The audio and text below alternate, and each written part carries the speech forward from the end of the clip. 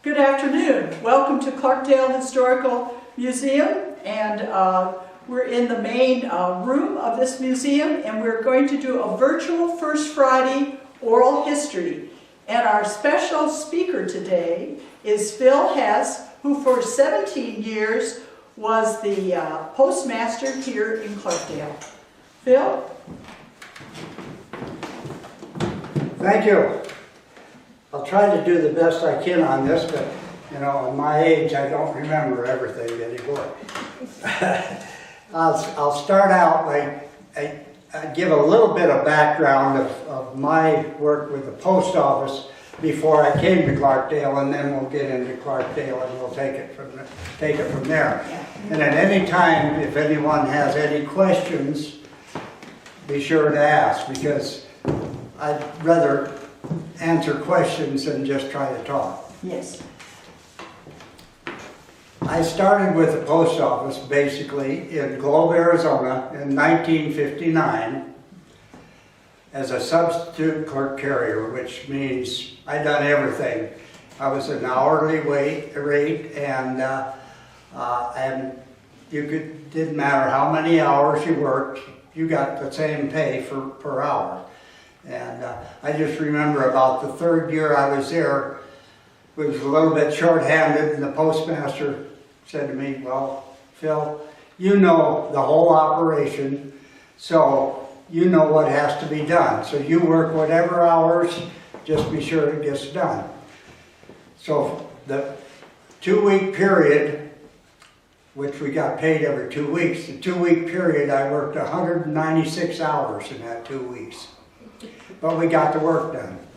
Anyhow, then went on in 1963, we had the first zip code came into action, or came into being, and I didn't have a lot to do with it, but enough that I made some suggestions on the program and so forth, which they accepted.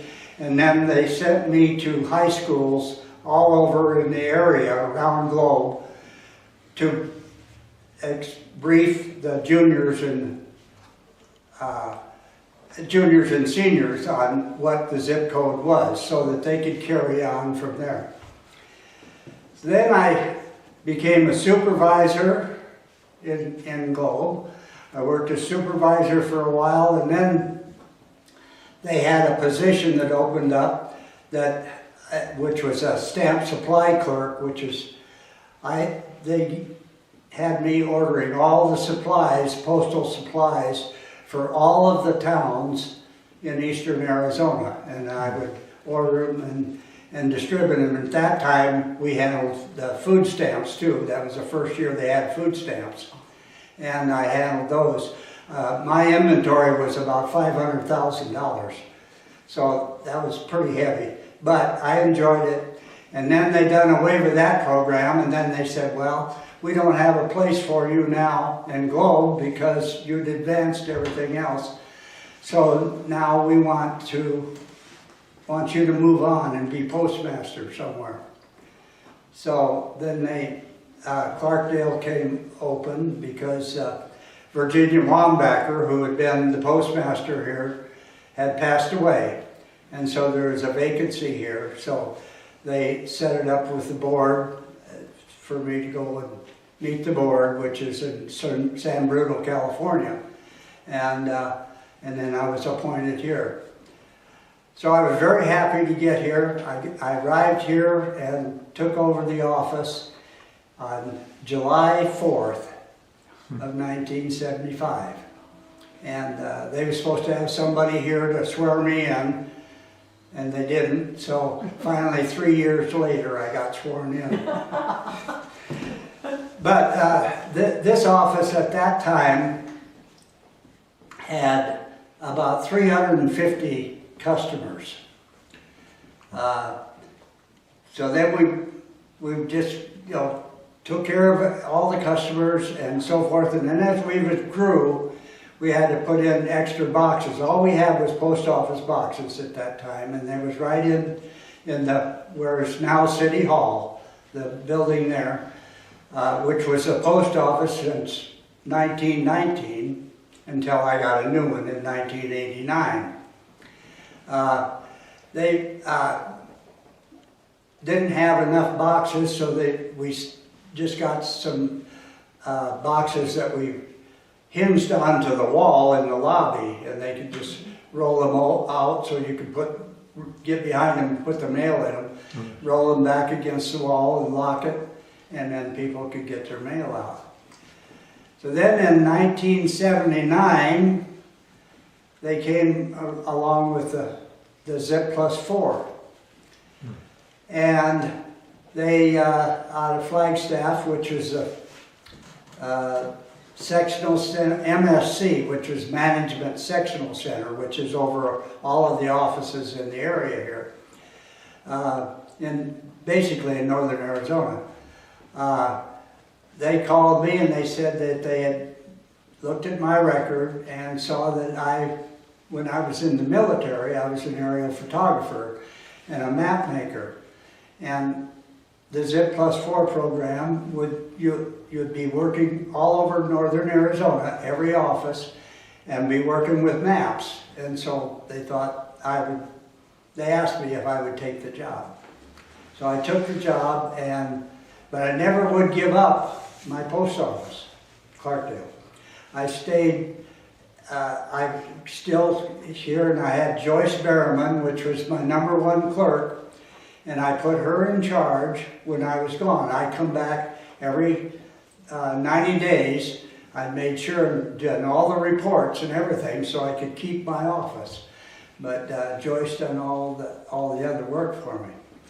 So during that time, I traveled all over. I really goofed, and they gave all of us a deadline to get our areas coded. And what that means is every spot in northern Arizona, it's got a number on it, and I put that number on it. And I had to travel all these areas to make sure that that spot was the right spot.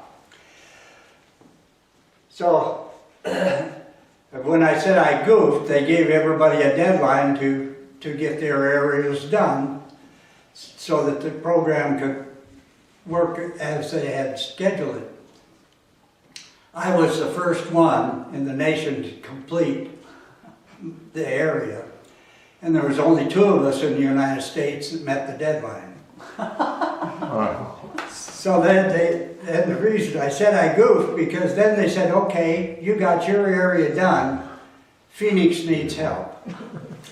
So they sent me to Phoenix, and I worked for about a little over 2 months in Phoenix until we got their area completed. Then they said, okay, now go to Tucson, and I worked down there about 6 weeks, completing all of southern Arizona. So basically, I've driven every street and looked at every address at that time in Arizona. Then I come back to my office here, and I was here probably 2 weeks, and they said, hey, Nevada needs help. So I went to Las Vegas, and I spent about 4 months in Las Vegas and got all of Nevada completed. Then they said, okay, San Diego needs help.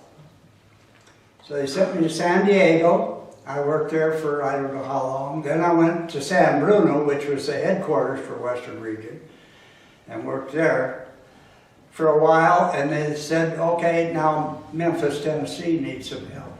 And I said, okay. So I went to Memphis, and and that was the reason they needed help in Memphis, is Memphis was the headquarters basically for the Zip Plus 4 program. And they was having trouble with their computers, getting the computers doing the right thing. So that's what I did. I worked with them on the computers in Memphis for, I don't know, 3 or 4 weeks. And finally, we got that straightened out. I get back to my office here in Clarkdale, and I'm really enjoying being home in my nice little community here. And that was just about the end of 1997. And they said, hey, we need somebody to go to Guam. I said, okay, what the heck, I'll go to Guam. So I waited about 2 or 3 weeks, and I never did get the order to go. So finally I contacted them, and I said, hey, I thought I was supposed to be going to Guam. When are we going to get over there? And they said, oh, well, somebody that outranked you found out that we're going to spend 6 weeks in Honolulu on the way over for briefing. Then you go to Guam and do it. Then you come back and spend another 6 weeks in Honolulu debriefing. So they outranked you, so somebody else wanted that. I said, that's fine. So then they sent me to Boise, Idaho for more training, or for audit training. And then I just got back from there, and they sent me to Colorado, and I audited the program in all of Colorado.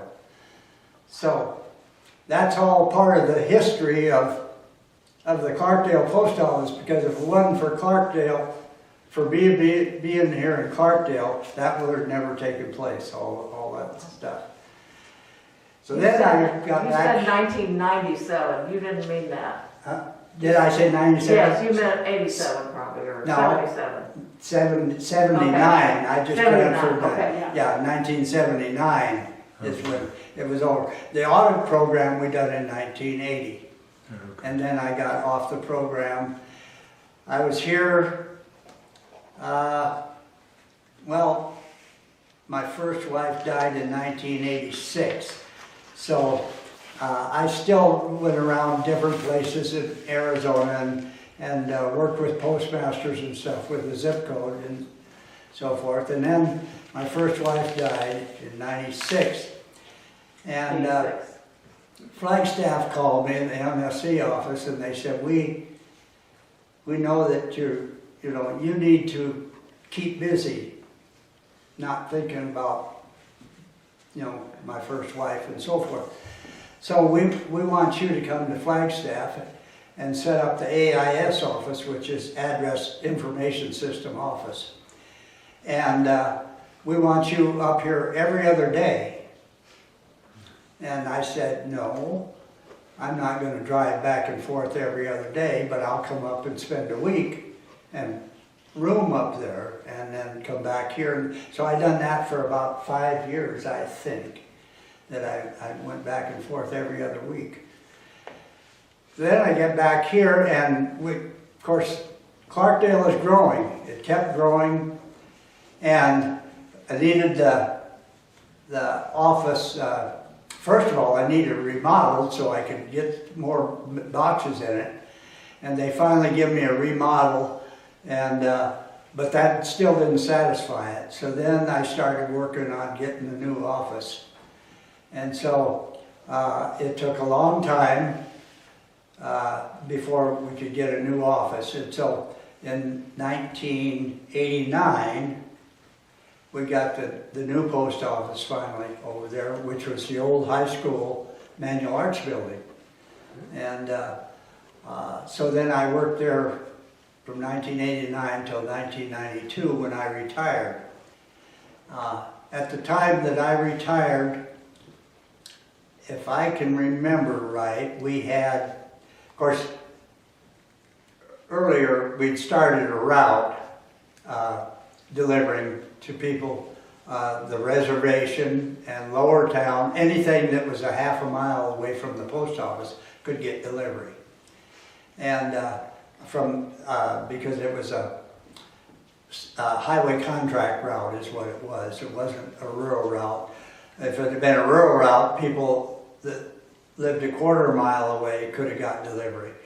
But they had to be at least a half a mile away in order to get that. So then we took in Black Hills and of course the reservation and Lower Clarkdale, Pazintakata up on the mountain there, and all the area between here and Cottonwood, basically. And so then when I retired in 1992, February 21st of 1992, as I remember, we had about 1,800 post office boxes and 2 routes. And there's about 600 to a route. So I'm thinking there was probably 3,500 deliveries. So it went up from 1975 to 1992. It went from 350 to about 3,500 deliveries. So I think that pretty well covers. I did have a list sometime when the 17 years I was in the post office. I looked it up and got all the information, and I kept a list of all the postmasters, their dates of service and so forth, and I always kept it just on my desk. Well, it's fallen by the wayside, and I don't know what's ever happened to it. I just asked the postmaster there now if he has seen it. He said no, he's never even seen it. I'll look for it. So anyhow, it's gone, but I can't remember hardly any of them. Margaret Connors was postmaster before Virginia Wambacher, and Virginia was there 7 years, I think, when she died. So, but I think Margaret Connor was there longer than that, and I helped bury Margaret Connor when she died, because her nephew was in charge of the funeral and he was in Flagstaff, and he knew me and knew that I knew his mother, so he had me do some of the funeral service for Margaret Connor. So died. So that's about all that I can say. Do you have any questions? Yes, Okay, Rebecca. okay.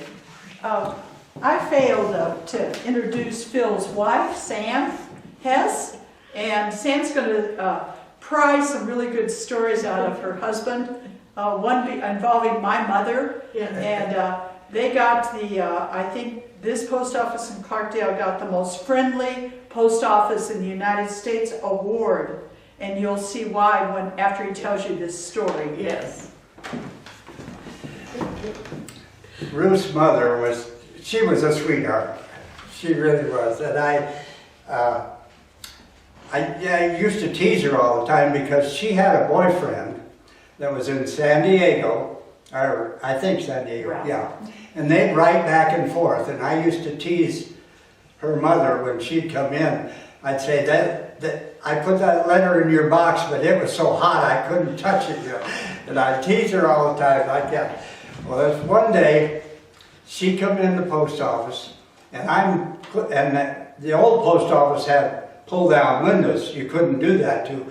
But then when we remodeled, we put a counter line, and it's about that little taller than that. But anyhow, she come in, and I seen her coming in, so I was clearing the back, and I ran all the way up to the front, and I jumped over the counter, and I grabbed her and kissed her. And she laughed and hollered, and she said, "That's the nicest thing anyone has ever done."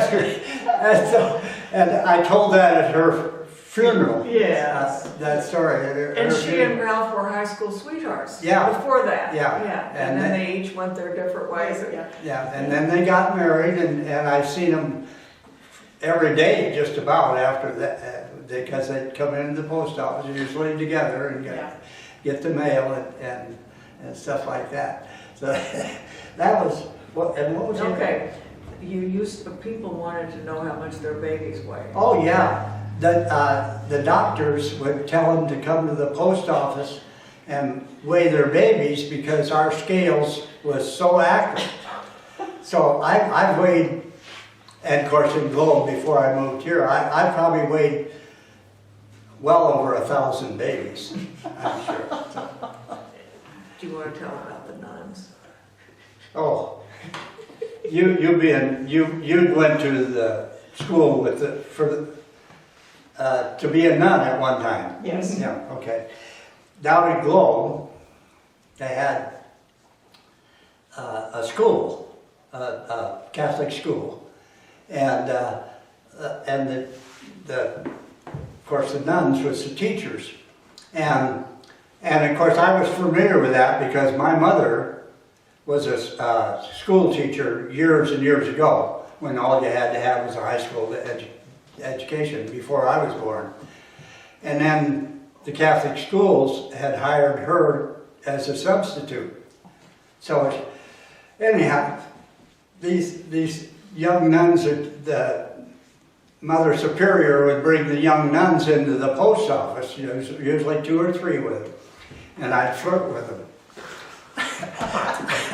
I'd wink at them and throw kisses to them and things like that. And the Mother Superior, she'd just sit back there and she'd get so tickled. She's not supposed to She didn't laugh. mind, huh? But I always had fun with whoever I had. Yeah. I come in. There was a couple, Now that's Globe though. yeah, this is in Globe. I had a school teacher couple, man and wife, and they was the grumpiest people that ever come in. And everybody said, don't even speak to them because they won't speak. And I thought, that's not the way to do it. So they come in, usually together, and sometimes it'd be just one, but usually together. And I'd say thank you, and I'd smile, and I'd greet them when they first come in, and so forth. In less than 6 months' time, they both would smile and talk when they come in. I said, that's what I needed, Yeah. to think that and then, when I left there to come up here as postmaster, I was no longer a window clerk in Globe because I'd been a supervisor, but I was still over the windows. And they both come into the post office and said, we hear you're leaving, and they wanted to thank me for what I did at helping them out, Yes. and so forth. So I said, that's great. Where And so were the recipes? Was that here? yeah, here. Yeah. I had people come in and say, I want to bake bread. What recipe should I use? And things like that. And so I tell them what I do. I'd say, well, now this altitude you can get by with using this kind of flour, but don't use that kind of flour. Because I've done cooking all my life. I don't like to cook, but I could cook. Because my mother taught me how to cook when I was 5 years old because she had to go to the field and work with my dad, and so on the farm, and she said, well, I need you to teach you how to cook because I wasn't big enough to go to the field, but my older brothers and sisters were, so they could go to the field and work, but I had to stay and cook.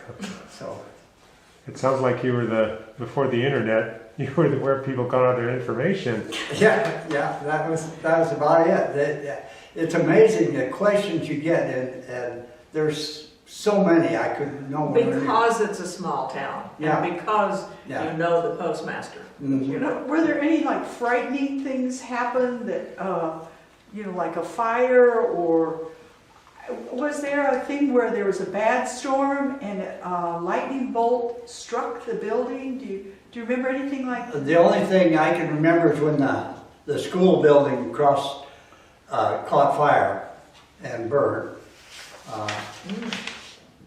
I remember that taking place.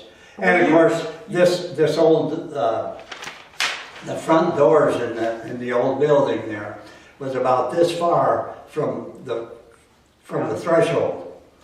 And more than once I went in there and there'd be a snake in the lobby. That's what I was gonna say.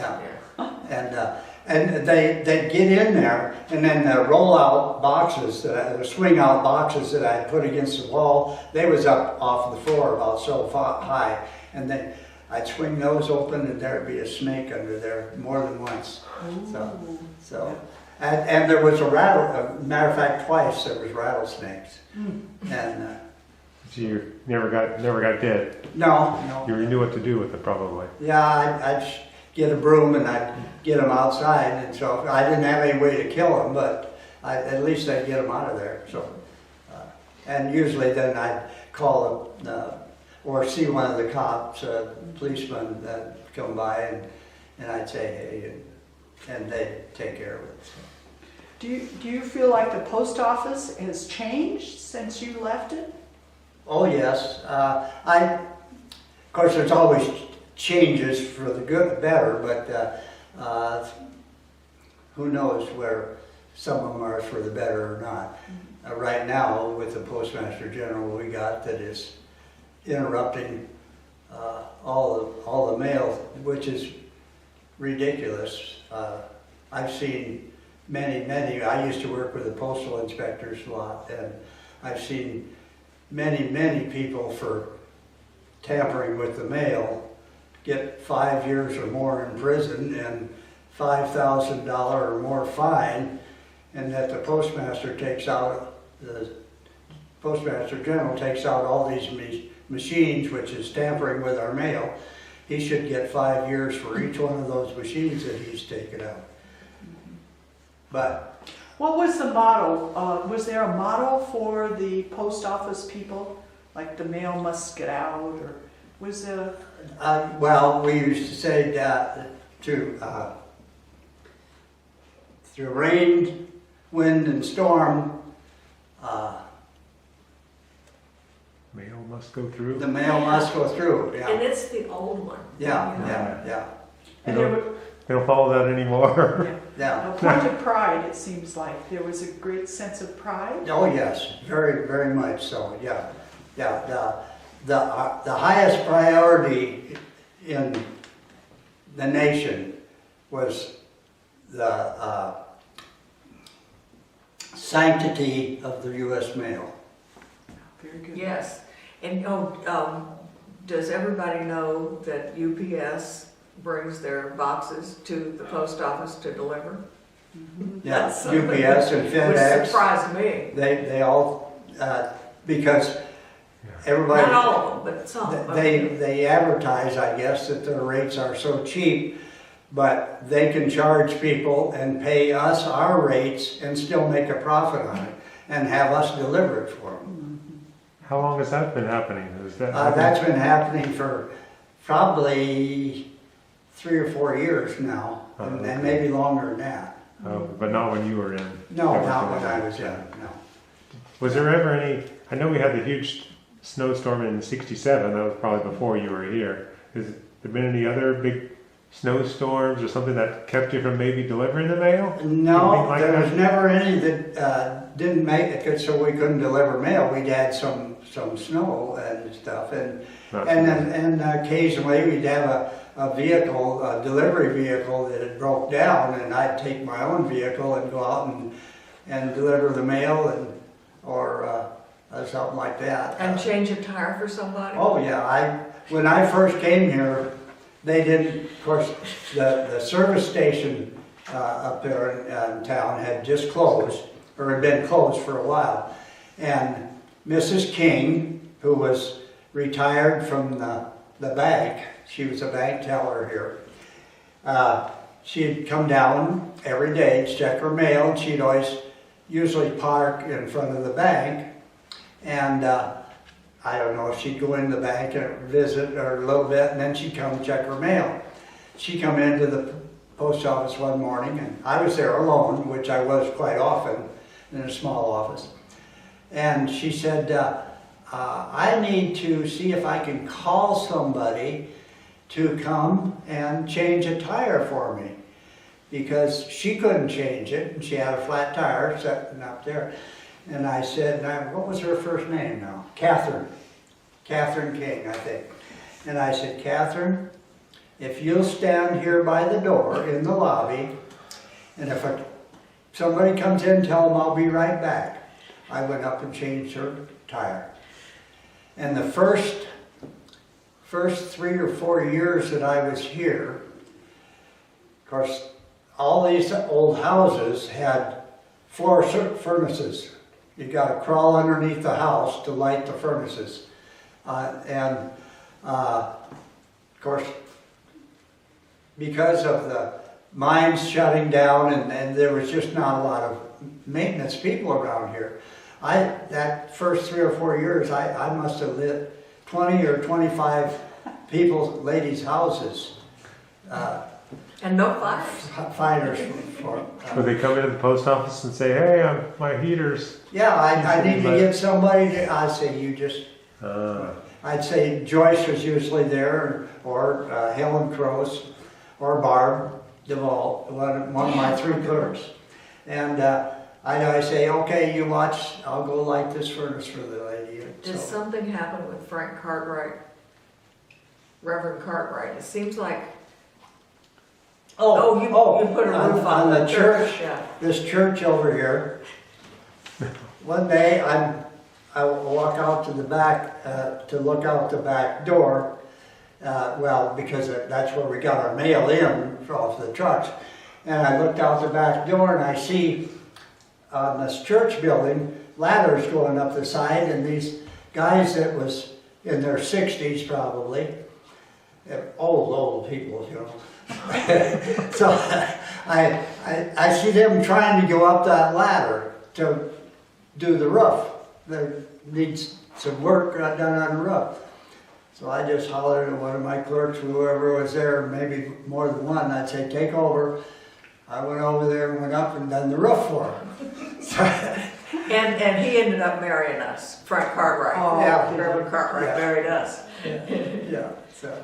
Sam, why don't you tell us what you have wonderful stories about Clarkdale, because you worked at... I worked at the golf, at Peck's Lake, and I worked at, I sent golfers out and bartended.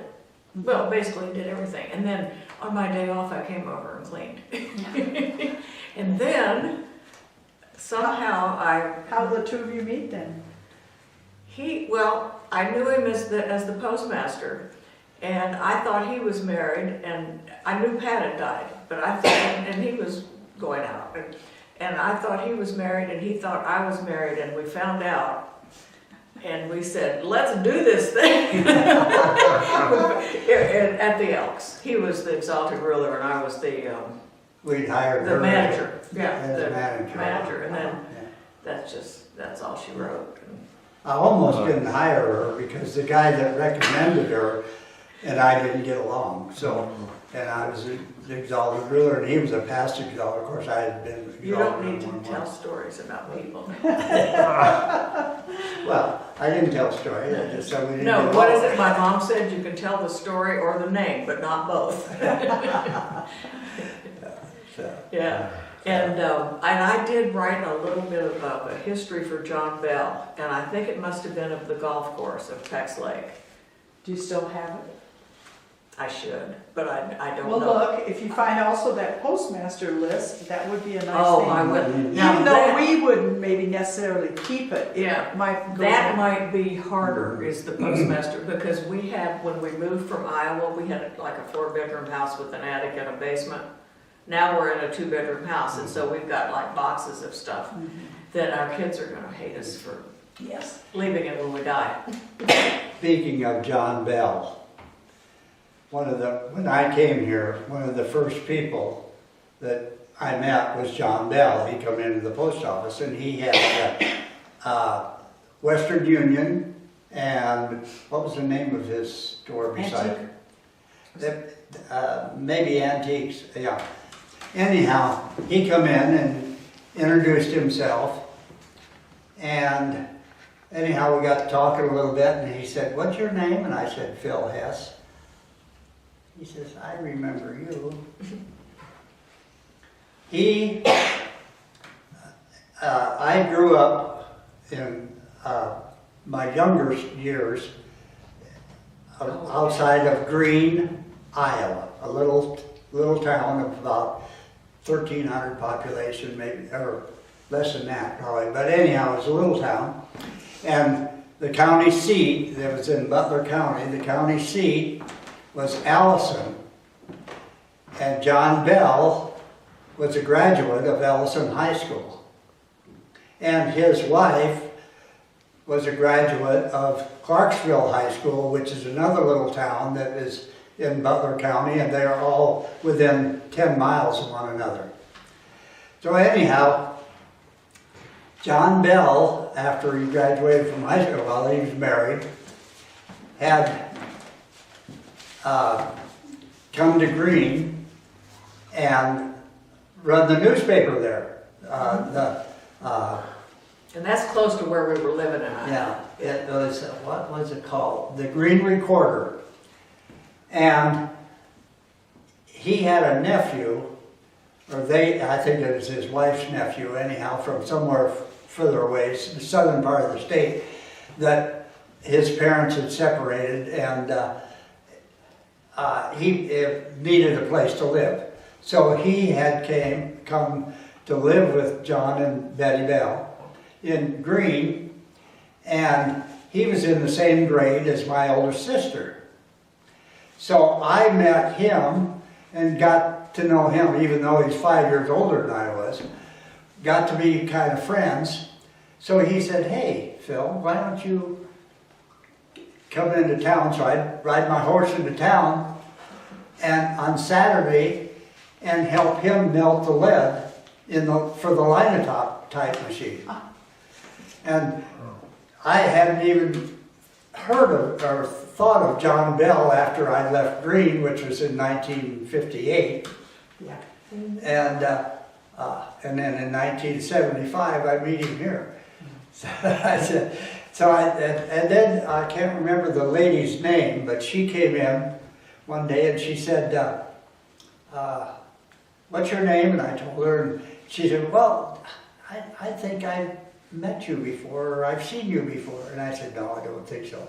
I said, where are you from?" And she said, "Norwalk, Ohio."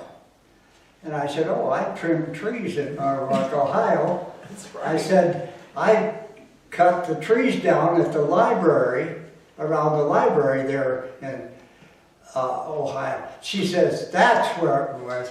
She said, "And we didn't want those trees taken down." I said, The city did." And I lived in Ohio at the same time, but my dad wouldn't let me go out with him because I was 8 years old. So anyhow, then after that, I said, "Well, you've been out here all that time? How many years you been?" "Oh," she said, "No, then I went to West Palm Beach, Florida." I said, "That's where I was stationed." She said, "Yeah, I worked in the office in the department store there in West Palm Beach." I said, "Yeah, I've been in that store many times." But I can't remember her name, but she was a friend of, she ran around with Wambacher. What was the Wambachers' name? The lady, she was single, or Ruth doesn't know everything, almost. no. But Darn, I can't think. But they was always together, those two ladies. And they'd come into the post office. But anyhow, I said, "Gee whiz, these people that I had seen in all these years that Yes. show up there." Yeah, it's always nice they can remember you, but it's terrible that you can't remember them. Yeah. So. Well, we're just tickled that both of you could come and share these stories with us, and we want to invite. relevant or not. Oh no, they're all great stories, and we'd like to invite all of our viewers to come and watch us on the video and on YouTube, and soon we hope that this virus will be over and our activities here will flourish again, and we'll have First Fridays live for you. Thank you. And Nathan Porter is our video photographer. Oh, great And to meet also you. he's an archivist here. We Oh, do need volunteers, so don't know what our phone number is, but we are around, and we would love to have you help us in any way you can think of. You Thank can you. reach us by email. Oh, email? Email. That's on the website. They can go to the website and then See, find our email. Nathan knows everything. I hope you all picked that voice out. Very good, yes, Thank yes. you. Yeah.